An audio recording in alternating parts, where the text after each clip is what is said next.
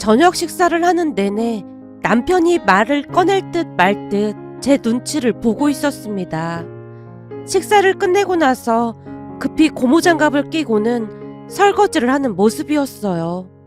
설거지를 하고 있는 남편의 뒷모습에서 알 수 없는 불안감마저 느껴지고 있었는데요. 무엇인가 어려운 부탁을 할 때마다 남편의 행동은 항상 같았으니까요. 잠시 후 설거지를 끝낸 남편이 과일과 차를 준비해서는 제 옆에 자리를 잡고 앉았어요. 또 무슨 말을 하려고 자꾸 어슬렁거리는 거야? 뭐야, 눈치챈 거야? 당연한 거 아니야? 밥 먹는 내내 한마디도 안 하고 계속 뭔가를 골똘히 생각하질 않나? 설거지는 그렇다 치더라도 과일까지 예쁘게 깎아서 가지고 온 것만 봐도 내 눈치 보고 있는 게 확실하잖아. 또 뭔 소리를 하려고 그러는 거야? 뜸들이지 말고 빨리 말해. 제가 단숨에 말을 토해내고 있자 남편의 표정이 비장하게 변하고 있었어요. 제 추궁에 남편이 곧 결심을 한 듯 입을 열었습니다. 저기, 사실은 얼마 전에 엄마한테 전화가 걸려왔었거든? 어머님한테? 혹시 본가에 무슨 일이라도 있는 거야? 아니, 큰일은 아니고 엄마가 계속 한숨을 내쉬더라고. 어머님이 한숨을? 그럼 무슨 일이 있으신 거잖아. 그래서 내가 무슨 일이냐고 물어봤더니 엄마가 조심스레 말을 꺼냈는데 남편이 시어머님과의 통화 내용에 대해 상세히 설명을 해줬어요. 사실 우리 시부모님은 지방에서 두부 장사를 하고 계셨는데요. 처음에는 작게 시작한 두부 장사가 점점 커지면서 지역의 명물이 되었답니다. 이게 맛도 맛인데 청결적인 부분에서 워낙 입소문이 나면서 젊은 사람들도 단골이 많을 정도로 유명해졌답니다. 두부 장사를 하기 전에는 많이 힘들게 살았다는데 두부 장사를 시작하면서 형편도 많이 나아졌다고 들었습니다. 사실 우리가 결혼할 때 시부모님께서 집도 마련해 주셨기에 항상 감사하는 마음으로 살았습니다. 한마디로 두부를 생각하는 시부모님의 마음은 남달랐다고 해야 할까요? 시댁에서 식사를 하는 날이면 두부 반찬이 빠지지 않고 올라왔고 두부는 세상에서 가장 귀한 음식이었습니다. 그랬기에 시어머님의 입에서는 항상 두부 이야기뿐이었고요. 이 두부가 건강에도 아주 좋고 거기다 맛도 얼마나 좋은 줄 아니? 두부는 신이 내려준 음식이라니까 라는 말을 반복했으니까요. 그랬기에 저는 시부모님께 첫 인사를 드리고 오던 날 약간은 걱정이 되기도 했습니다. 대화 내내 두부에 대한 이야기뿐인 분들인데 그토록 두부에 대해 자부심도 많고 사랑하는 분들인데 혹여나 나중에 우리에게 두부 장사를 물려받으라고 하는 건 아닐까 하는 걱정이 머릿속을 맴돌고 있었으니까요. 결국 제가 그 부분을 남편에게 말했지만 남편이 그럴 리가 없다고 펄쩍펄쩍 뛰었기에 남편을 믿고 결혼을 했습니다. 하지만 그날따라 남편의 행동에서 알 수 없는 불안감 같은 것이 느껴졌기에 제가 걱정스레 먼저 말을 꺼냈습니다. 혹시 어머님께서 두부 장사 얘기 꺼내신 거야? 어? 당신이 그걸 어떻게 알았어? 혹시 엄마한테 연락 온 거야? 역시나 남편의 입에서 그 말이 튀어나왔습니다.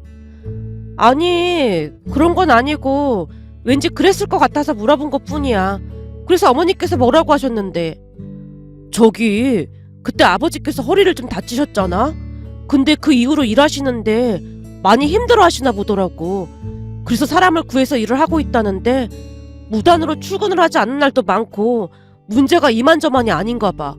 그러면 아버지가 아픈 몸에 또 일을 하시나 본데 아무래도 허리가 고질병이다 보니 아파서 고생하고 그런 모양이더라고. 하긴 허리 디스크가 표시는 안 나는데 고통은 어마어마하다고 하더라고. 아버님 몸으로 힘들긴 하실 거야. 그래, 바로 그거야.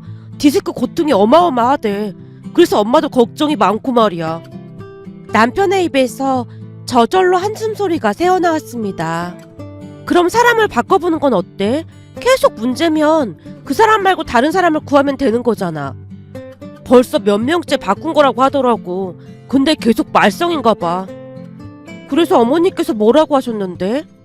그때 이미 남편의 입에서 어떤 말이 나올 줄 예상하고 있었음에도 제가 짐짓 모른 척하고 남편에게 물었습니다.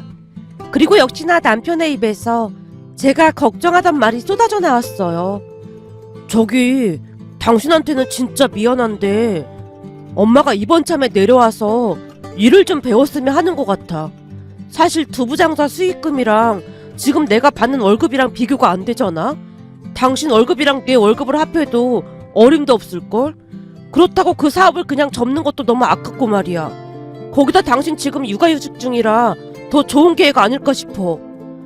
내가 육아휴직인 거랑 그거랑 무슨 상관이 있다고 그래. 그러니까 내 말은 당신이 집에서 직접 육아를 하니까 서연이한테도 좋고 그렇다는 말인 거지. 사실 맞벌이 하는 게 보통 힘든 일이 아니긴 하잖아. 그때쯤 제가 육아휴직 중이었기에 남편이 그 부분을 언급하고 있었습니다. 사실 남편의 말이 틀린 말이 아니긴 했습니다. 회사 선배들 중 맞벌이를 하는 사람이 많았는데요. 끝도 없이 쏟아지는 문제들로 인해 다들 힘들어한 건 사실이었으니까요. 적어도 회사 일은 나만 열심히 하면 큰 문제가 일어나지 않았으나 육아는 생각지도 않은 일들이 수시로 일어났습니다. 그런 고충들을 고스란히 지켜봤기에 그 부분에 대해서는 반박을 할 수가 없었어요. 남편은 그 부분을 놓치지 않고 힘을 주어 말을 이어갔습니다.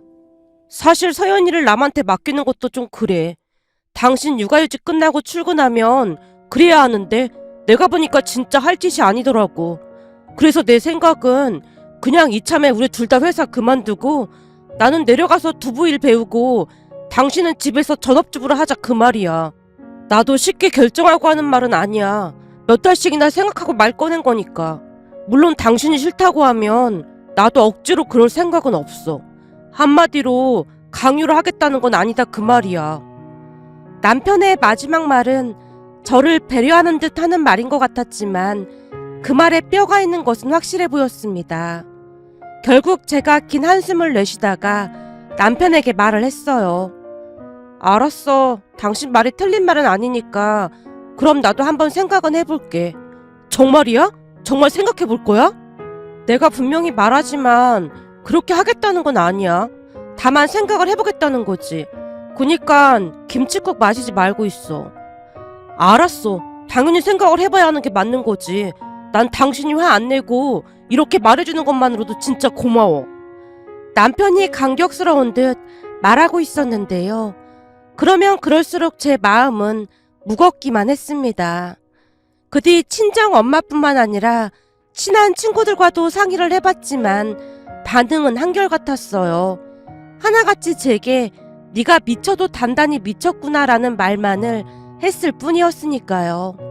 그렇게 또다시 시간이 지나갔고 어느 날 내려간 시댁에서 시어머님이 제게 간절하게 말했어요. 얘, 우리가 너한테 절대 일 안 시키마. 넌 그냥 집에서 육아하고 살림만 하면 된다.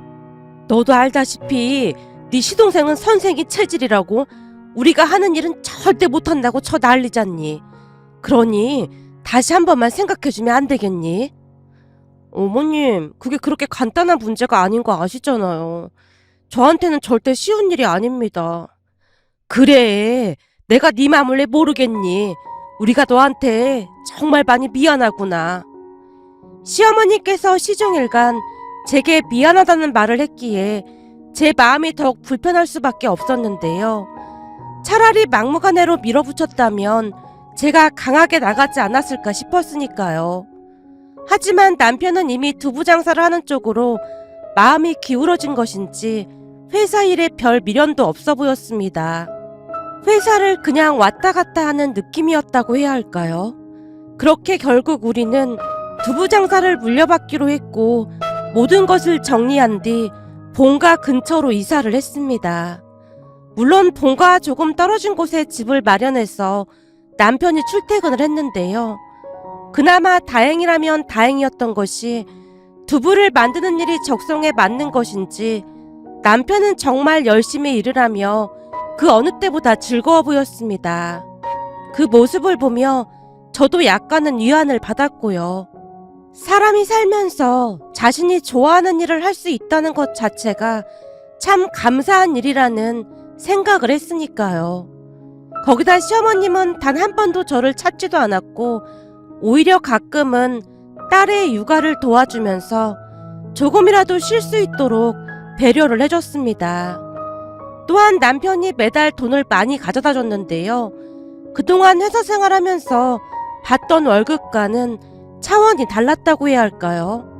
덕분에 매달 적금도 넣으며 짧은 시간에 꽤 많은 돈도 모을 수 있었습니다. 정말이지 한동안은 아무런 걱정 없이 그렇게 살았던 것 같네요. 시댁으로 내려간 것을 절대 후회하지 않았으니까요.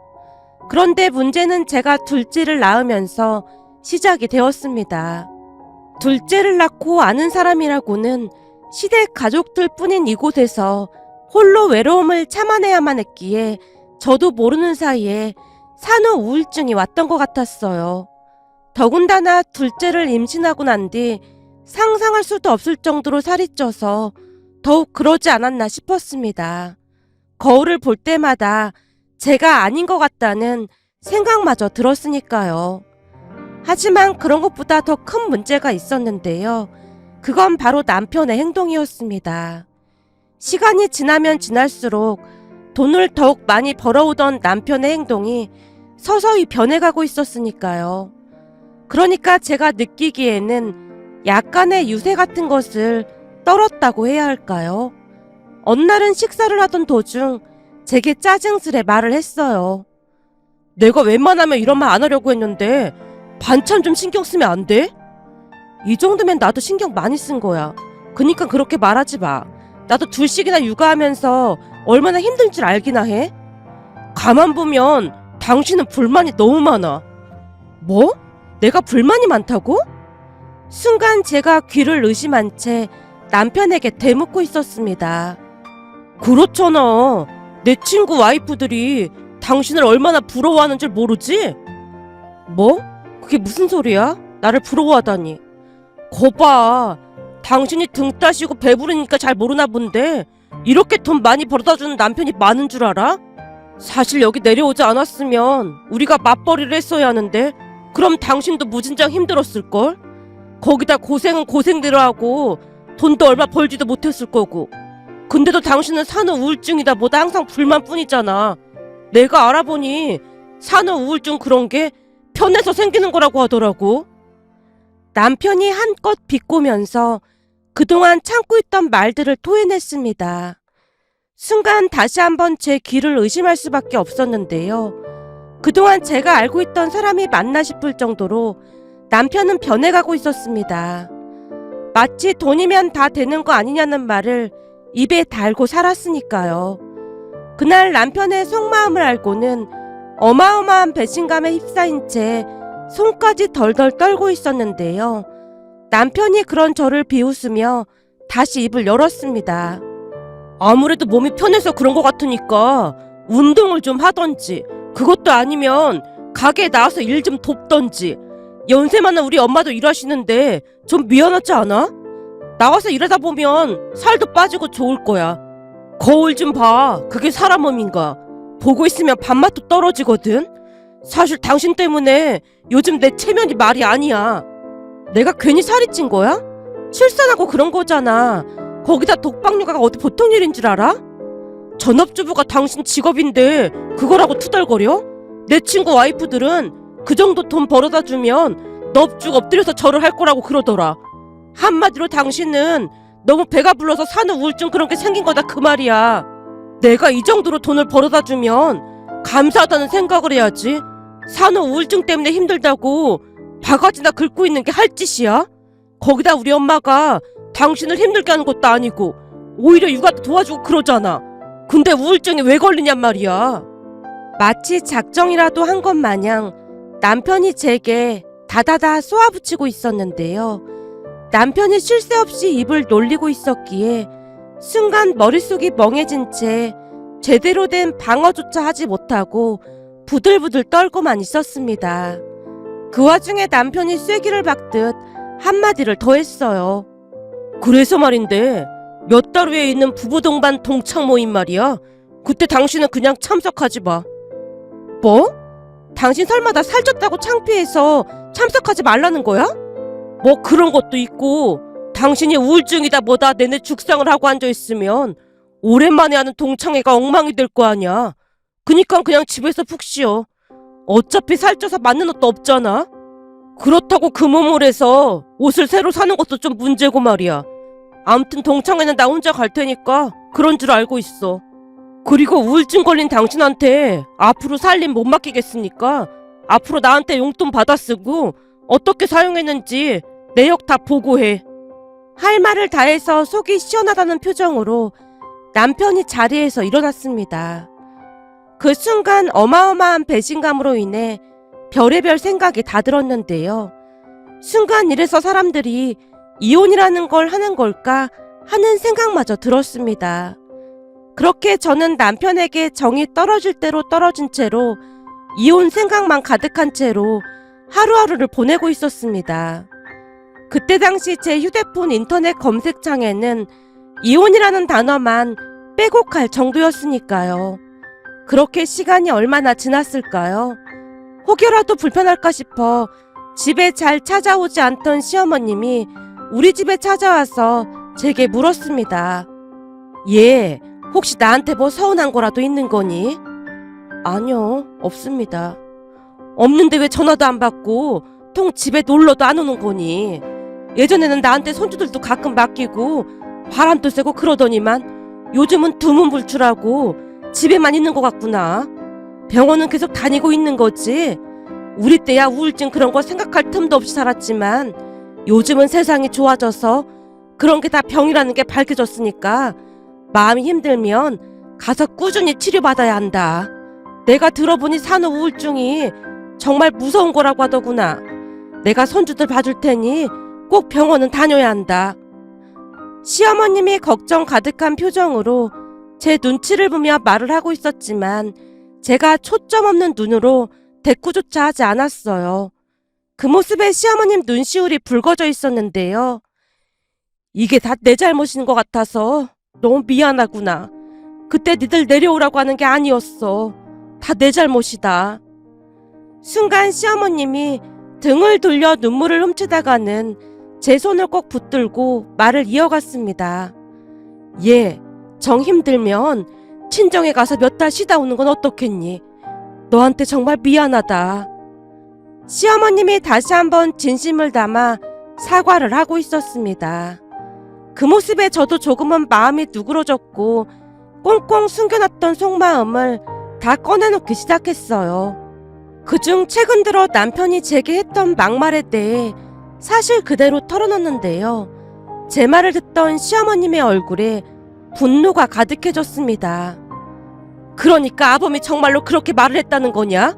네가 살이 쪄서 밥맛도 떨어진다고? 이런 정신 나간 인간을 봤나? 지 자식을 둘이나 낳은 아내한테 그게 할 소리야? 그리고 뭐가 어쩌고 어째? 용돈을 받아 쓰고 보고를 하라고 해? 저게 미쳐도 단단히 미친 개야. 시어머님이 뭔가를 결심한 듯 집을 나섰습니다. 그렇게 며칠이 지났고 어느 날 시어머님이 집에 다시 찾아왔는데요. 큰 결심을 한 듯 단호한 목소리로 말을 했어요. 여기 이 사람은 내가 잘 아는 사람이야. 이 사람이 앞으로 우리 손주들 봐줄 거야. 그리고 넌 내일부터 나와서 일 좀 배워라. 네? 그게 무슨 말씀이세요? 일을 배우라니요? 제가 놀란 표정으로 시어머님을 바라보고 있었는데요. 시어머님이 기가 막힌 이야기를 하기 시작했습니다. 너 말이야, 당당하게 살아. 네가 왜 아범한테 그따위 소리를 듣고 있어? 우리 때야 여자가 남자들 눈치 보면서 살았지만 이제는 세상이 변했어. 네가 딸 같아서 하는 말이니까 잘 들어라. 네 시아버지랑 둘이 상의해봤는데 네가 나와서 일 배워서 직접 운영해보라 그 말이야. 요즘은 기계도 좋은 걸로 들여놔서 그렇게 힘들진 않을 거야. 그리고 그 인간이 뭐라 하든 네 뒤에는 우리가 딱 버티고 있으니까 절대로 기죽지 마라. 라며 시어머님이 쩌렁쩌렁한 목소리로 말을 했습니다. 처음에는 어리둥절한 채 무슨 말인지 제대로 이해를 못하고 있었는데요. 알고 봤더니 시어머님에게는 이미 계획이 다 있었더라고요. 우선 저는 병원 치료를 병행하면서 나가서 일도 배웠습니다. 시어머님께서 소개해주신 이모님이 육아와 살림을 도와줬기에 마음이 놓여서 그랬던 것인지 안심하고 일을 배울 수가 있었어요. 한동안은 일하는 게 많이 서툴러서 힘이 들기도 했지만 오랜만에 일을 해서 그랬는지, 그리고 다행히도 일이 제게 잘 맞았던 것인지 시간 가는 줄 모르고 일을 하게 되었습니다. 처음 제가 일을 배운다고 했을 때 남편이 비웃듯 말을 하기도 했는데요. 뭐? 일을 배우라고 했다고? 진짜 나와서 일을 배우고 있네. 그냥 살림이나 똑바로 해. 내가 매달 돈을 따박따박 갖다 주니까 돈 벌기 쉬워 보이나 본데 이 일이 얼마나 힘든 줄 알기나 해? 라며 비웃기도 했지만 시어머님이 남편의 등짝을 날리며 소리쳤어요. 네가 일을 잘하긴 뭘 잘해. 일하는 거 보고 있으면 아주 복장이 터지는구만. 내가 애미한테 배우라고 했으니까 너는 잔말 말고 네 일이나 열심히 해. 내가 분명히 말하지만 난 일 잘하는 사람한테 이 가게 물려줄 생각이니까 그런 줄 알고 있어. 그게 무슨 말이야? 일 잘하는 사람한테 이 가게를 물려주다니. 말 그대로야. 애미랑 너랑 누가 더 잘하는지 지켜보다가 물려줄 생각이야. 한 가게에 사장이 둘이나 될 순 없는 노릇이잖아. 그니까 똑바로 배워. 시어머니께서 몇 번이나 강조해서 말을 하고 있었지만 남편은 별일 아니라는 듯이 한 귀로 듣고 한 귀로 흘러버렸습니다. 그렇게 제가 가게 일을 배우기 시작한 뒤로 남편은 물 만난 물고기 마냥 친구들과 어울려 술도 자주 마시고 외출이 잦아지기 시작했는데요. 언제부터인가는 골프를 배우겠다며 비싼 골프채를 사서 오기도 했습니다. 그렇게 시간이 지나갔고 저도 제법 일을 많이 배우게 되었는데요. 일이 많이 바쁘기도 했고 워낙 유명 맛집이란 소문이 났기에 쉴 새 없이 두부가 팔리는 모습을 보며 힘든 줄 모르고 일을 했던 것 같은데 하루하루 매출을 확인하는 재미가 쏠쏠하기도 했습니다. 거기다 시어머님과 일하는 게 너무나 즐거웠는데요. 어디서 알아온 것인지 재미있는 이야기를 참 많이도 해주셨거든요. 그 바람에 제 우울증도 많이 나아졌고 나중에는 약을 먹지 않아도 될 정도였습니다. 시간이 가면 갈수록 저는 시어머님께 인정을 받고 있던 반면 남편은 허구한 날 밖으로 나돌았어요. 그러던 어느 날은 시부모님이 우리 부부를 앉혀놓고 심각한 표정으로 말씀하셨어요. 저기 이제는 가게를 누구한테 물려줄지 결정을 내려야겠구나. 어차피 내가 아들인데 내가 사장하는 게 맞는 거지 뭘 그렇게 거창하게 말을 하고 있어. 남편이 시부모님의 말을 듣는 둥 마는 둥 대답하고 있었는데요. 그래서 네가 안 된다는 거야. 우리가 쭉 지켜봤는데 넌 영 글러먹어서 안 되겠어. 우리가 하던 가게는 애미한테 물려주기로 했다. 명의를 애미 명의로 다 바꿔줄 생각이야. 뭐? 그게 무슨 소리야? 말 그대로야. 이제부터 여기 사장은 애미다. 엄마, 말이 되는 소리를 해. 내가 엄연한 엄마 아버지 아들인데 그걸 며느리인 이 사람 명의로 한다는 게 말이나 되는 소리야? 그건 우리가 결정할 문제지. 네가 왜 왈가왈부야. 거기다 애미한테 일 다 맡겨놓고 술이나 퍼마시고 골프나 치러 다니는 너한테 우리가 어떻게 가게를 맡겨? 그동안 죽도록 일해서 일궈온 가게를 말아먹을 일 있어? 암튼 이제부터 애미가 여기 사장이니까 넌 애미가 하라는 대로 해. 일할 때는 엄연한 사장이랑 종업원 사이니까 앞으로 출근해서는 애미한테 사장님이라는 호칭 꼭 사용하고. 뭐? 사장님? 진짜 이럴 거야? 남편이 방방 뛰고 난리도 아니었습니다. 그 와중에 시아버님께서 나지막한 목소리로 제게 말을 했어요. 애미야, 네가 사장이 된 마당에 뭐 할 말 없니? 우선 아버님 어머님께서 믿고 맡겨주셔서 정말 감사합니다. 그리고 당신이 계속 이런 식으로 일 안 하고 밖으로 나돌면 난 같이 일 못하니까 그런 줄 알고 있어. 이건 사장으로서 종업원에게 하는 마지막 당부야. 같은 말 두 번 하게 하지 말아줘. 뭐? 종업원? 와, 진짜 환장하겠네. 남편이 다시 방방 뛰더니만 밖으로 뛰쳐나가버렸습니다. 그 뒤 남편은 며칠씩이나 집에 들어오지도 않았고 일을 하러 오지도 않았습니다. 그 모습에 시아버님께서 제게 조용히 말씀하셨어요. 애비는 영 안 되겠구만. 그냥 잘라라. 네? 자르라니요? 진짜로 해고를 하란 말씀이세요? 그래, 그 해고 말이다. 지금 며칠씩 무단결근하고 있잖니. 해고시키고 10원 한 푼도 주지 마라. 가정이란 인간이 정신이 나가도 보통 나간 게 아니야. 저런 인간은 아주 생고생을 해봐야 세상 무서운 줄 알지. 그니까 당장 해고해. 이제는 네가 여기 대표인데 그 정도 강단은 있어야지. 시어머니까지 해고를 하라고 부추기고 있었고 저는 남편에게 해고 통지 문자를 보냈습니다. 아무리 전화를 해도 받질 않았으니까요. 처음 해고 통지 문자를 받은 남편은 관심도 없는 듯 했지만 시간이 지나면서 돈이 떨어지자 연락을 해왔습니다. 하지만 저는 들은 척도 하지 않았고 어느 날은 잔뜩 술에 취한 채 시부모님께 찾아와서 울며 불며 말을 했지만 역시나 시부모님도 들은 척도 하지 않고 내쫓아버렸어요. 결국 돈이 떨어진 남편은 다시 집에 들어왔는데요. 시부모님께서 대놓고 제 편을 들어주자 두 손 두 발 다 들고 백기투항을 했습니다. 그렇다고 해서 다시 일을 한 건 아니었습니다. 시어머니께서 남편에게 조용히 말을 꺼냈거든요. 이제부터 네가 집에서 육아하고 살림해. 뭐? 나보고 살림을 하라고? 네가 애미한테 그랬다며. 그 쉬운 육아랑 살림하면서 무슨 불평불만이 그렇게도 많냐고. 애미는 일하느라 바쁘니까 그 쉬운 살림 네가 알아 그 말이야. 싫으면 나가서 다시 일을 하던지. 근데 어디서 너 같은 거 써줄란가 모르겠다. 시어머님의 말에 한동안 일자리를 알아보는가 싶더니만 결국 전업주부를 하게 되었습니다.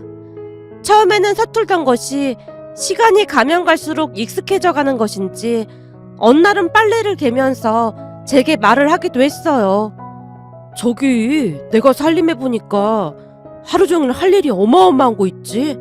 전에 당신한테 막말한 거 진짜 미안했어. 그래서 말인데 나 생활비 좀 더 올려주면 안 될까? 내가 살림을 해보니까 아무리 아껴 쓴다고 해도 생활비가 솔찬히 들어가더라고. 요즘 물가도 많이 올랐고 말이야. 여보, 밖에서 돈 벌어오는 게 어디 쉬운 일인 줄 알아? 그니까 더 아껴 써야 할 거 아냐. 도대체 살림을 어떻게 하는 거야? 당신이 안에서 이렇게 살림을 엉망으로 하고 있는데 내가 밖에서 제대로 일이나 할 수 있겠어? 그럼 우선은 내가 생활비 조금 올려줄 테니까 장도 마트에서 볼 생각하지 말고 전통시장 같은 데 가서 발품 팔아가면서 장 보고 그래. 젊었을 때 바짝 벌어놔야 할 거 아니야. 남편에게 생활비를 아껴 쓰라는 말을 하면서 어찌나 통쾌했는지 모르겠네요. 전에 받았던 서름을 다 돌려줬다고 해야 할까요? 암튼 남편은 술도 끊고 지금은 전업주부를 하면서 잘 지내고 있답니다. 며칠 전에 집에 놀러오신 시어머님이 남편에게 살림 똑바로 못한다고 잔소리하는 모습을 보며 다시 한번 감사한 생각이 들었는데요.